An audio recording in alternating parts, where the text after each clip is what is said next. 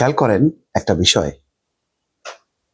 আওয়ামী লীগ বা শেখ হাসিনা একটা ভোল পাল্টিয়েছেন বেগম খালেদা জিয়ার মৃত্যুর পর।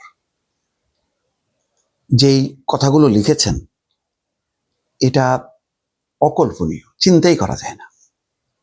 আসলে কি বেকায়দায় আছেন বলে কি লিখলেন, নাকি সত্যি সত্যি লিখলেন? একটু বিশ্লেষণ করি।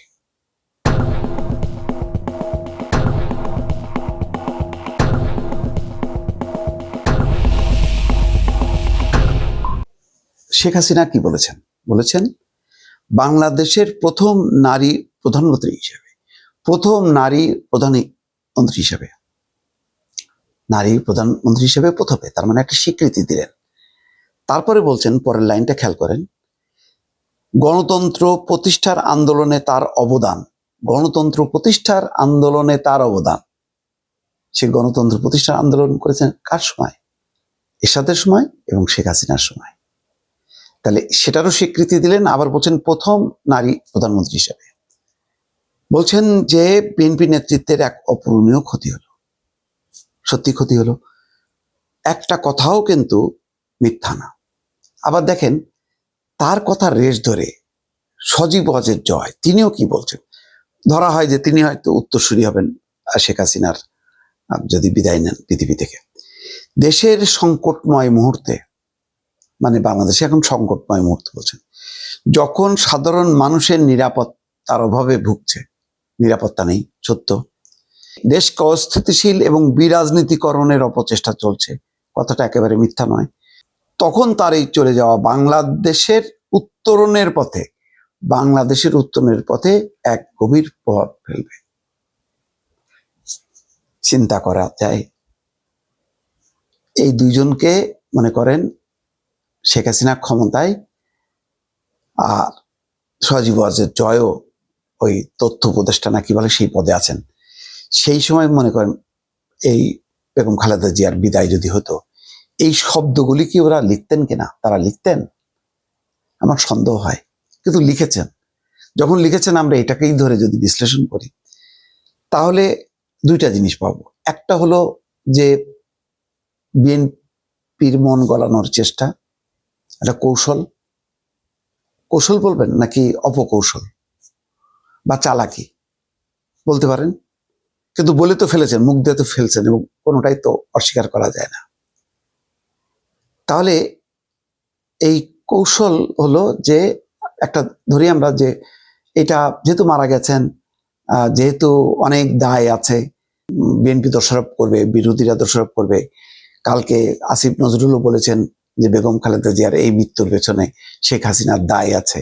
তো সুতরাং দায় মুক্ত হওয়া চেষ্টা, ভার মুক্ত হওয়ার চেষ্টা, প্রতিপক্ষকে চিরপ্রতিদ্বন্দ্বী যিনি ছিলেন তিনি না থাকলেও তার পুত্ররা আছেন, সেই রাজনীতি তো তারাই ক্যারি করবেন, তাদের সহানুভূতি পাওয়া, তাদের মন গলানো, এটা হইতে পারে। আর একটা হইতে পারে, হয়তো একটা সুদূর প্রসারী একটা রাজনৈতিক উদ্দেশ্য আছে, সেটা খারাপ বা ভালো এটা আপনারা বিশ্লেষণ করবেন। সেটা হলো যে আওয়ামী লীগ তো আসলে ঝাড়ে বংশে শেষ, কিছুই নাই। শোক যে জানাবে তারা আনুষ্ঠানিকভাবে, মানে ধরেন দুইজন যে তারেক রহমানের সঙ্গে দেখা করবেন বা পরিবারের সদস্যদের কাছে যে শোক জানাবেন, সেই অবস্থার মধ্যেও তো নেই। মানে আওয়ামী লীগ হিসেবে তারা পথে ঘাটে কোথাও বেরোতে পারেন না। এবং দেখেন, একসময় খালেদা জিয়ার একটু যাতে মুক্তি দিয়ে চিকিৎসা করা যায়, দলও করেনি, যদি মাইন্ড করে, সেজন্য পরিবারের সদস্যরা মানবিক কারণে বারবার গেছে, আর বারবার এই চিঠি করে, একবার হোম মিনিস্ট্রিতে পাঠায়, একবার ল মিনিস্ট্রিতে পাঠায়, ল মিনিস্ট্রি হোম মিনিস্ট্রি পাঠানোর পরে 7 দিন 8 দিন 10 দিন পরে বলে যে না, আইনগত কারণে সম্ভব হচ্ছে না, রিজেক্ট করে। প্রতিবার এই চালাকিটা করছে, এবং হয়তো এর মূল হোতা হচ্ছে আনিসুল হক বা শেখ হাসিনার এই মানে চালাকি বা কূটকৌশল। যাই হোক, আজকে এই বার্তা দেওয়ার মধ্য দিয়ে আওয়ামী লীগ কি আবার বেঁচে যাওয়ার চেষ্টা করছে, যাতে তারেক রহমান ক্ষমা করে দেন?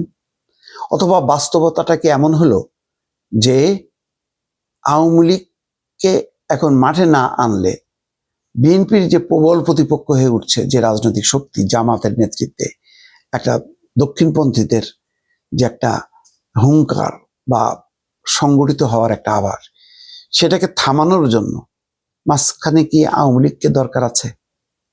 তেমন কোনো চিন্তা থেকেই কি আওয়ামী লীগ এটা চাললো, এবং বিএনপির কি একটা এক ধরনের সায়ও আছে কিনা?